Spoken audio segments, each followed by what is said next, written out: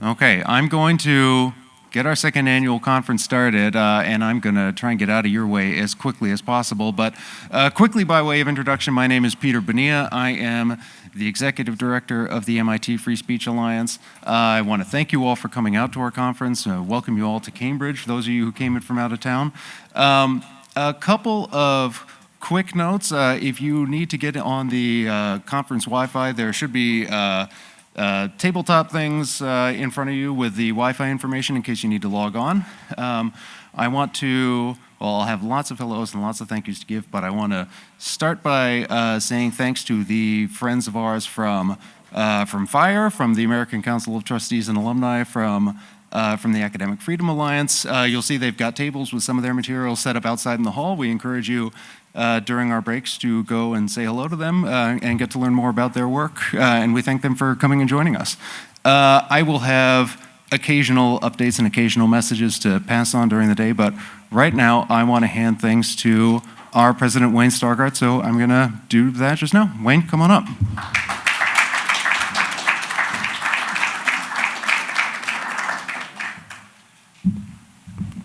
Thanks, Peter. Good morning. Morning. Okay, that's the first test. So welcome to our second annual conference of the MIT Free Speech Alliance.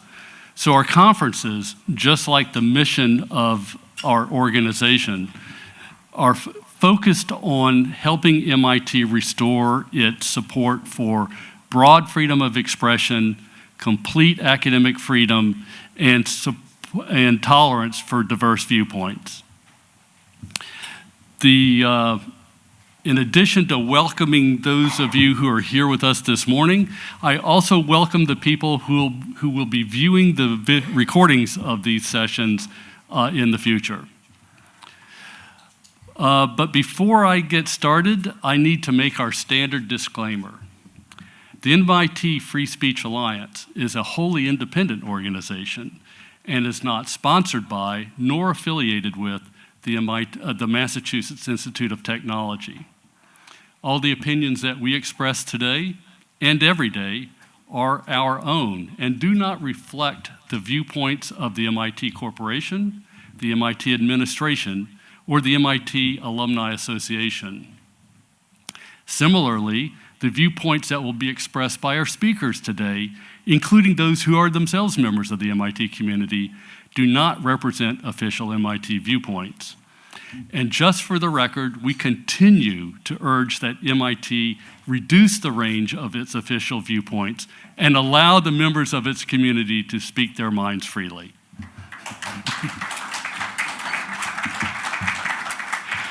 Okay, now that I've clarified that, let's move on. We can't overlook the events of last year that challenged the institutions of higher learning in this country. You know, the terror attack on Israel on October 7th and the subsequent war in Gaza, which is still ongoing, created significant disruption on college campuses with protests, occupations, and other signs of discord.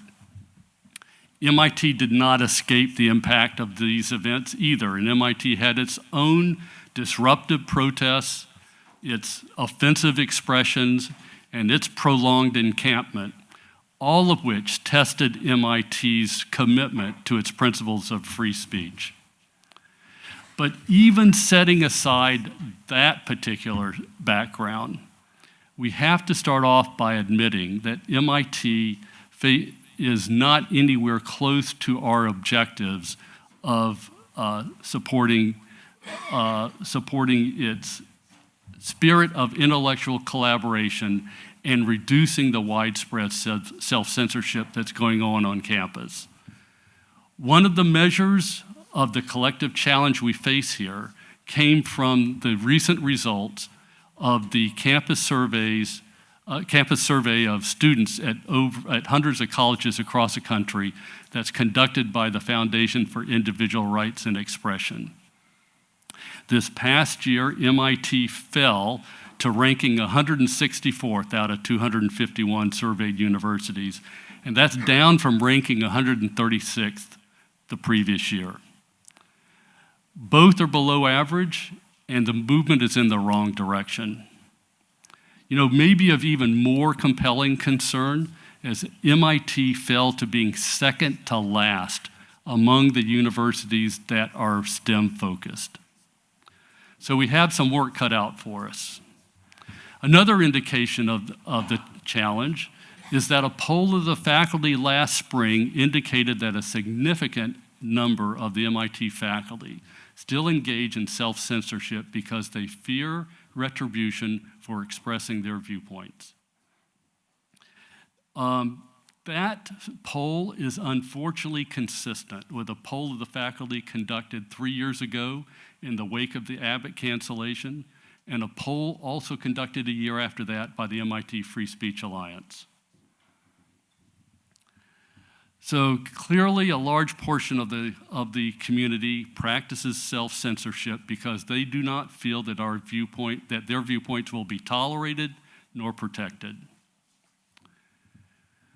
But on the other hand, the MIT Free Speech Alliance believes and is hopeful that we may look back on the past academic year as the one in which MIT started down the path to reestablishing itself as one of the leaders of free expression among STEM universities.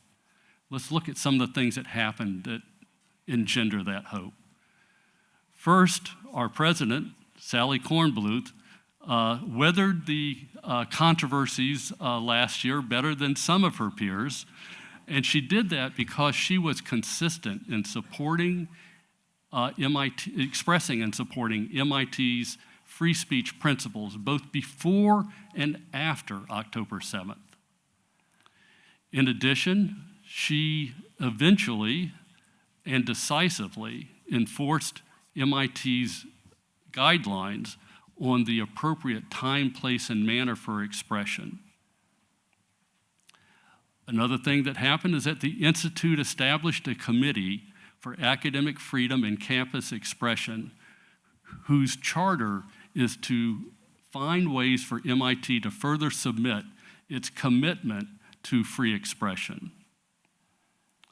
The Institute also hired a new vice president of equity and inclusion, whose charter includes working on improving the Institute culture for civil discourse. Now, we're going to hear from both of these MIT change agents later today. And then finally, as a capstone, President Sally Kornbluth and her entire leadership team last spring decided to abandon the use of mandatory DEI statements for faculty hiring. And this made MIT the first elite private university to step back from using this tool of compelled speech. Now we're going to hear today from some other campuses which never went down that road in the first place. But MIT's backed off from it. Now, in addition to hearing from these representatives of the faculty and the administration, we're also going to hear from some others because we're open to learning from other people outside of MIT. We're going to have a session of university leaders from other campuses that are themselves striving to maintain civil discourse and free expression on both their public and private campuses. Noted civil rights attorney Harvey Silverglate will explain the underlying principles behind free speech, including speech that we don't like, and its importance in a free society and especially to institutions of higher learning. And then Professor Steven Pinker will provide our capstone to our conference today. And together, all of these ideas from our speakers and panelists will help provide ideas that we hope will continue to help MIT move further to reestablishing its culture for open discourse.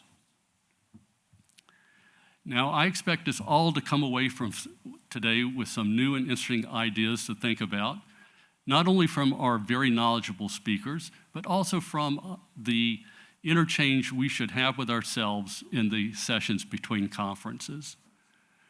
So, with the open minds and the intellectual curiosity that have always characterized MIT, let's start learning.